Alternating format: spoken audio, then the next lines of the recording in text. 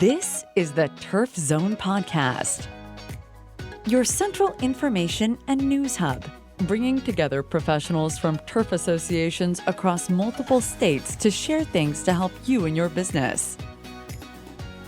Brought to you in partnership with our friends at the New England Sports Turf Managers Association. Now, let's get in the zone.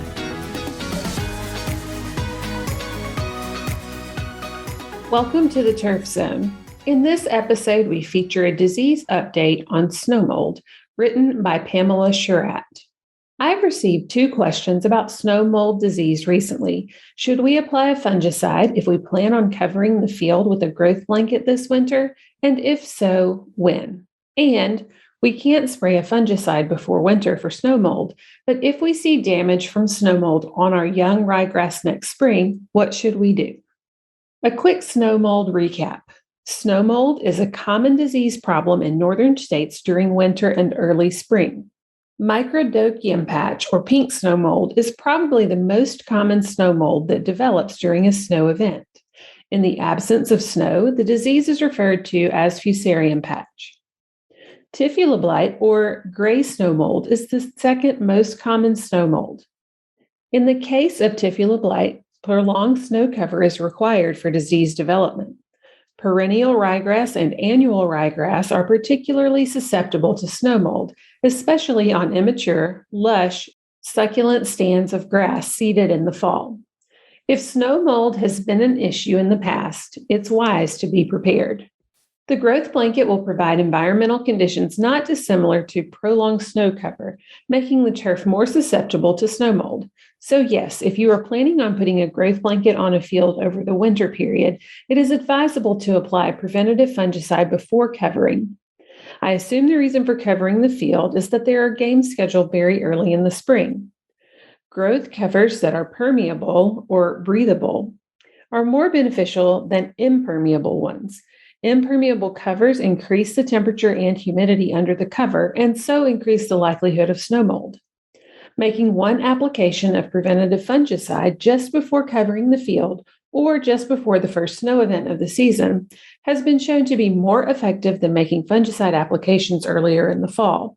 Also, a liquid application is typically more effective than a granular application. While it is widely accepted that a preventative fungicide is the most effective way to prevent snow mold problems, there are other turf maintenance practices that will help minimize snow mold damage and boost the turf plant going into the winter season. These practices are especially important if there are pesticide restrictions and a fungicide application can't be made. There really aren't any biological options for snow mold prevention or control. Snow mold issues are exacerbated if the grass is laying over, is covered in leaves, or has excessive thatch. Cultural practices that minimize thatch and surface debris are important, as is mowing just slightly lower than normal during the last mow of the season. The goal is to enter the winter season with a short, clean sward. A common practice in cool season turf is to apply a late season fertilizer application with a quick release source of nitrogen at the end of the growing season when the grass is still green but it has stopped growing.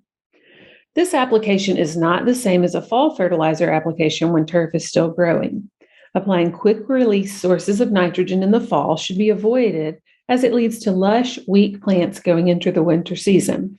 The crucial difference is that the late season application is made when top leaf growth has stopped, but soil temperatures are still warm enough for nitrogen absorption. The misconception is that the late season fertilizer application encourages or increases the severity of snow mold disease, but it does not. The late season fertilizer application will help boost turf quality and green up the following spring without excessive top growth. Some care should be taken, however, to make sure that the fertilizer application rate is not too high, particularly on sand-based fields, to prevent nitrogen leaching. Another pre-winter practice could include applications of the plant growth regulator.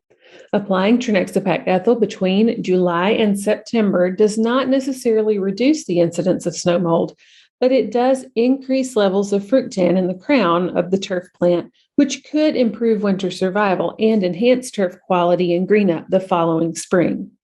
Regarding the second question, prolonged rainy periods and cool to moderate temperatures in early spring are ideal conditions to prolong the disease, so it may linger until warmer and drier weather arrives.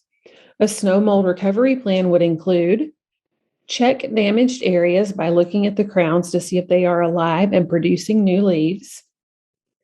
Lightly rake the grass to promote air circulation and encourage light to penetrate the canopy, encouraging new shoot and leaf development. You want to dry the sward. If there is any dead and or matted leaf tissue, rake and remove it immediately. In the case of dead turfgrass, renovation of the site would be recommended as soon as possible. Removing diseased and dead material in the spring is an essential part of reducing the source of inoculum on the field. Plan to overseed with turfgrass varieties showing greater genetic resistance to snow mold infection. Fungicide applications at this time will not eliminate the disease from affected areas, but only protect non-infected grass. On high-profile turf, an application of fungicide may be warranted. Pamela Sherratt is a sports turf specialist at The Ohio State University. Don't miss an episode. Subscribe at Apple Podcasts, Spotify, or wherever you get your podcasts. You can also visit us at theturfzone.com. You've been listening to The Turf Zone. For more episodes of The Turf Zone, visit theturfzone.com and subscribe on Apple Podcasts, Stitcher, or your favorite podcast app.